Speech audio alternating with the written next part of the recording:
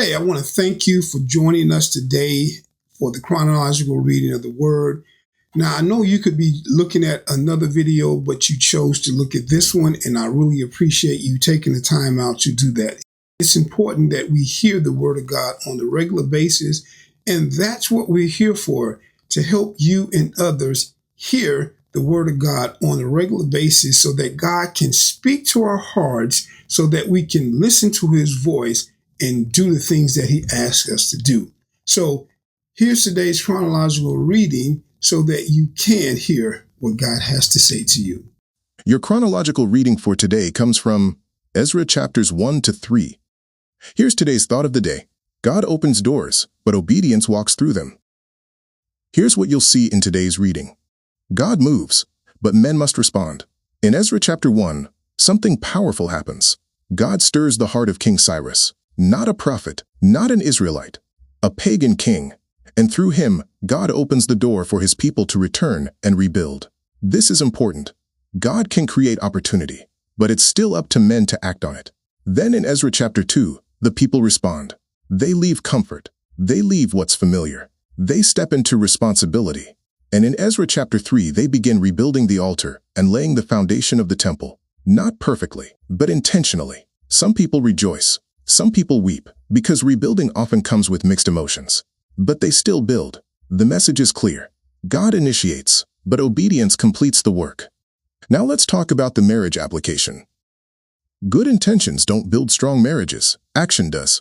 Many husbands know what they should do, feel what they should change, recognize what needs to improve, but delay action. And over time, connection weakens, patterns repeat, growth stalls. A strong husband doesn't just feel convicted, he moves. He initiates conversations, takes responsibility for change, rebuilds what has been neglected, leads with intentional action. Because leadership is not about awareness, it's about movement. Your marriage doesn't grow because you understand more. It grows because you act differently. Now let's listen to today's reading of the Word. Ezra chapter 1.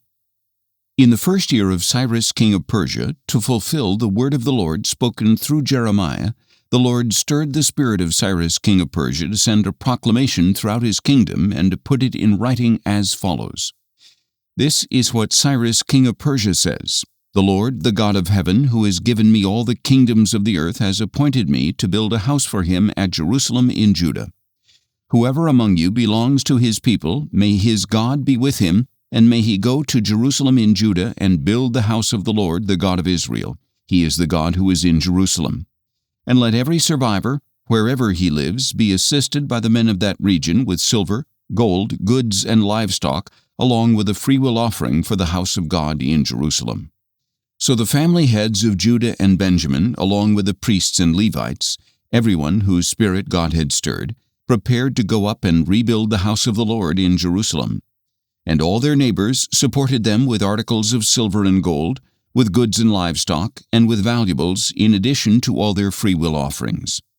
King Cyrus also brought out the articles belonging to the house of the Lord that Nebuchadnezzar had carried away from Jerusalem and placed in the temple of his gods.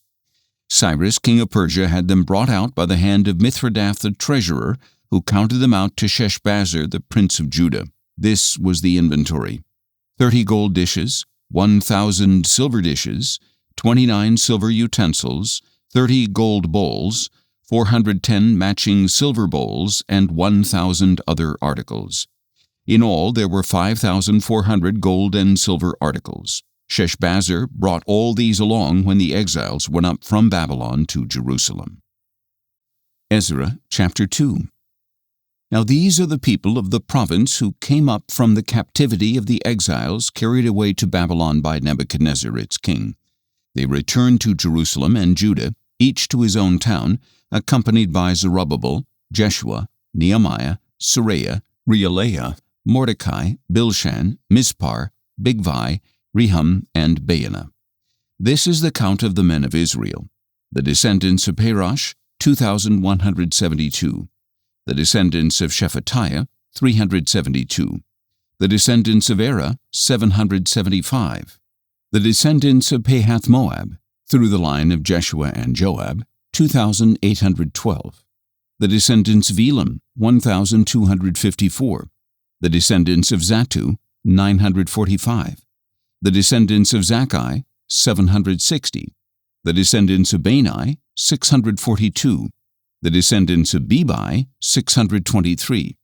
The descendants of Azgad, 1,222. The descendants of Adonikam, 666. The descendants of Bigvai, 2,056. The descendants of Adin, 454. The descendants of Ater, through Hezekiah, 98. The descendants of Bezai, 323. The descendants of Jorah, 112. The descendants of Hashem, 223. The descendants of Gibbar, 95. The men of Bethlehem, 123. The men of Netophah, 56. The men of Anathoth, 128. The descendants of Asmaveth, 42. The men of Kiriath-Jearim, Kephirah, and Beeroth, 743. The men of Ramah and Geba, 621. The men of Michmash, 122. The men of Bethel and Ai, 223. The descendants of Nebo, 52. The descendants of Magbish, 156. The descendants of the other Elam, 1,254. The descendants of Harim, 320. The men of Lod, Hadid, and Ono, 725. The men of Jericho, 345. And the descendants of Sineah, 3,630. The priests, the descendants of Judea, through the house of Jeshua, 973. The descendants of Immer, 1,052. The descendants of Pashur, 1,247. And the descendants of Harim, 1,017. The Levites, the descendants of Jeshua and Kadmiel, through the line of Hodaviah, 74. The singers, the descendants of Asaph, 128. The gatekeepers, the descendants of Shallum, the descendants of Ater, the descendants of Talmon, the descendants of Akab, the descendants of Hatita, and the descendants of Shobai, 139 in all. The temple servants, the descendants of Ziha, the descendants of Hasupha, the descendants of Tabaoth, the descendants of Kiros, the descendants of Siaha, the descendants of Padon, the descendants of Labana, the descendants of Hagabah, the descendants of Akab, the descendants of Hagab, the descendants of Shalmai, the descendants of Hanan, the descendants of Giddel, the descendants of Gahar, the descendants of Reaiah, the descendants of Rezin, the descendants of Nakoda, the descendants of Gazam, the descendants of Uzzah, the descendants of Paseah, the descendants of Besai, the descendants of Asna, the descendants of Meunim, the descendants of Nephusim, the descendants of Bakbuk, the descendants of Hakupha, the descendants of Harhur, the descendants of Bazluth, the descendants of Mahida, the descendants of Harsha, the descendants of Barkos, the descendants of Sisera, the descendants of Tema, the descendants of Neziah, and the descendants of Hatipha. The descendants of the servants of Solomon, the descendants of Sotai, the descendants of Sophereth, the descendants of Peruda, the descendants of Jaela, the descendants of Darkon, the descendants of Giddel, the descendants of Shephatiah, the descendants of Hattil, the descendants of Pokereth-Hazzebaim, and the descendants of Amai. The temple servants and descendants of the servants of Solomon numbered 392 in all. The following came up from Tel Melah, Tel Harsha, Kerub, Adin, and Immer, but could not prove that their families were descended from Israel. The descendants of Delaiah, the descendants of Tobiah, and the descendants of Nekoda, 652 in all.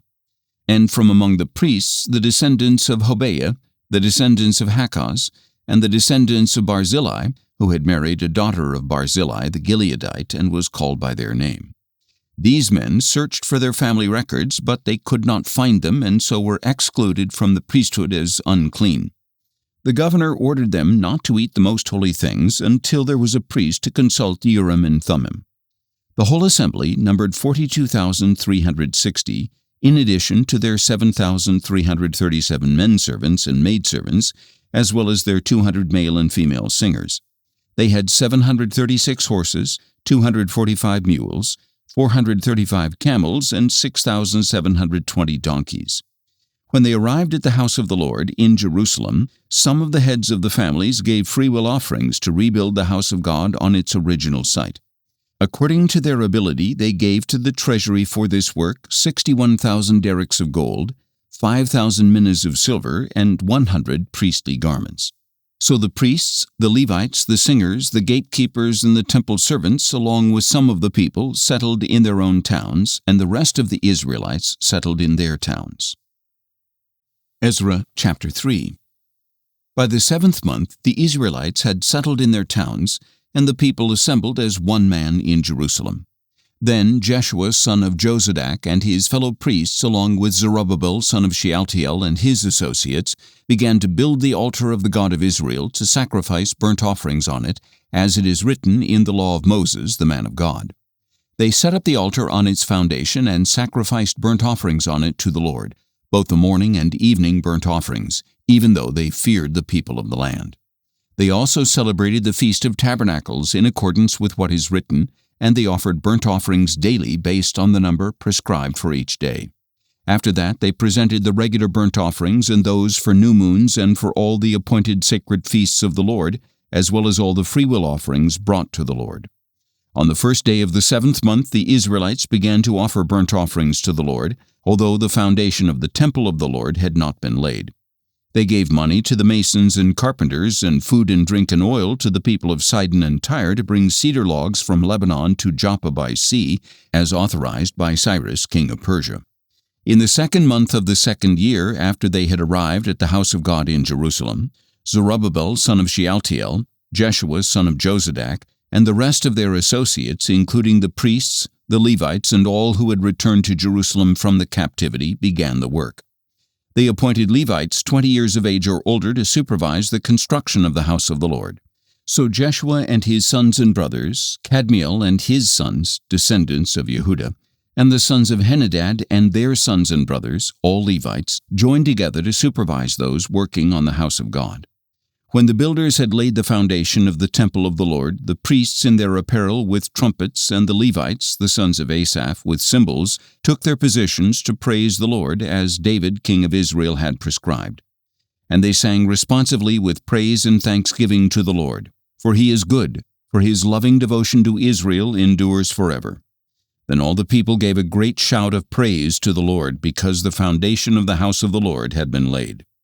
But many of the older priests, Levites, and family heads who had seen the first temple wept loudly when they saw the foundation of this temple. Still, many others shouted joyfully.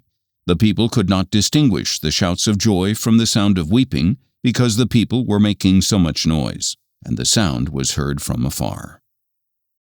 Thanks for listening to the daily chronological reading of the Word. Please subscribe to the channel if you'd like to follow along every day. Use the link in the description to get notified to listen daily. And you can also visit our website each day for the link to the daily reading. God bless and stay on mission.